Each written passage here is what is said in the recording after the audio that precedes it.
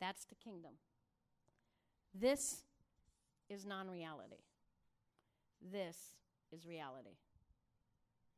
And we're going from this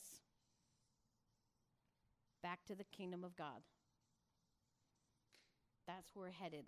And on the trip, we have things that we need to relearn. We need to learn to live above the line. Okay? And so on my trip, what I discovered, here's the non-reality. This represents what's down here. This. There became levels. And I found that in the elementary truths, found in Hebrews. I found it again in Philippians. Oh, then I found it in Colossians, and I found it in James, and I found it.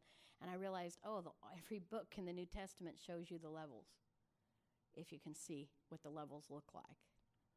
So what happened is on the way from non-reality to reality, I discovered I needed 3 things. What did I need? Do you remember? Information, a person, and a goal. So here I am at the camp, full of pride, selfishness, and rebellion. Can't stand God, causing problems. Out of the mental institution for 4 days. Going to go to this camp with 18,000 Christians. It was delightful. Causing all these problems at camp. And then in the middle of that, I received Christ. And it was in the middle of this revelation as I was coming over, when I was here, that Johnny Erickson stepped in. And she taught me what this person would need in order to stay connected to God. It's a powerful thing. So we had a guy named Joel Griffin here when I was young, my math teacher. He and his wife were born-again Christians. He's a guy I tried to kill. And he was in my life talking about God. And by the way, he was a mathematician. And how do I see God? Math. Isn't that interesting? So you can imagine what we were discussing with math. All right? So then once you come over here, on the bridge here, the revelation, there was Johnny. Then when I got into this room, there was a guy named Dick Williams. And he began to teach me this material. So what are you noticing? The information in a person and a goal, repeatedly. Dick also introduced me to my husband, wonderful guy. From that point, I had another guy here. His name was Doug Easterday. He was in YWAM. And he carried me through this revelation. This room, I had a guy named Roy Hicks Jr. And he passed it off to 2 people, Jim Thomas and Paul Risser. And I'm not left this room yet. I'm on my way. I'm just butting up against this, and it's hard because I'm discovering there's a whole bunch of sacrifice in this room. And me and God are having discussions. So what you find with each one, there became a layer. Does that make sense? And so I know that God has people here for me. I'm beginning to understand that one of the people for this room is Steve Overman. And I know that there will be others. So I get information, a person, and a goal. If you don't have those 3 things, the journey may happen, but it's going to be incredibly slow. But where it will stop is right here. Why? Here you trust yourself, and here you've learned to trust God. Okay? And who do you trust here? Well, now you need a person.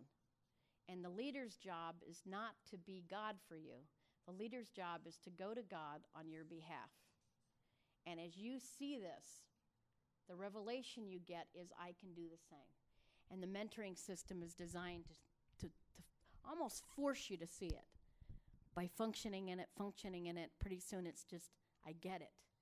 So what this means is, everyone that is passing over to here, the revelation is going to be, I'm here to help others over the bridge. Here's the key. You don't take someone with you, you can't go. If you don't take someone with you, you don't get to go. You get stopped in the believer room. You get to go to heaven, but you don't get to experience heaven on earth. And that's really your choice. You can sit here and wait. I don't know why somebody would choose darkness and non-reality and bondage, but it is a choice.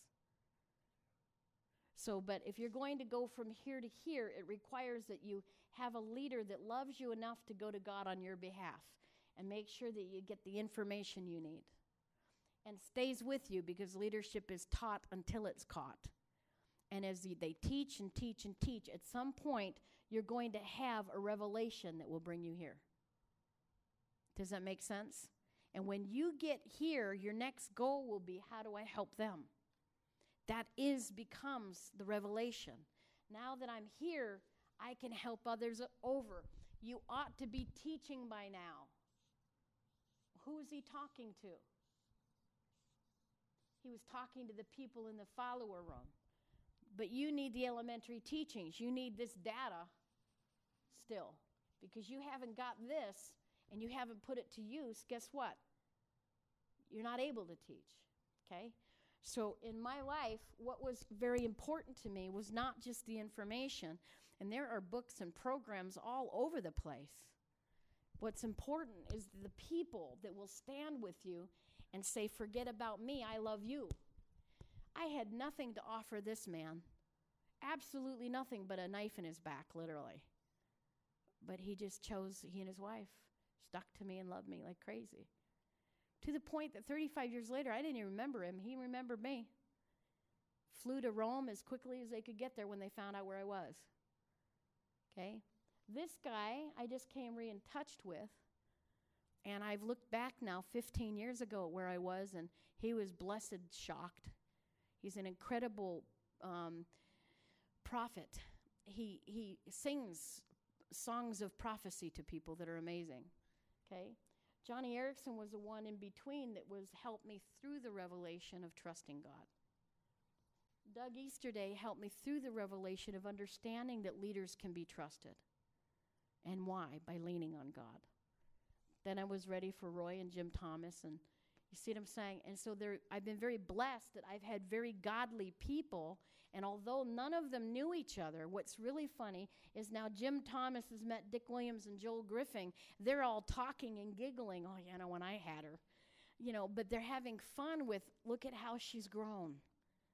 And I've become, the big joke that Jim Thomas put out there that I repeat that I think is funny. It takes a village to raise an idiot, see? And so, it really took a village.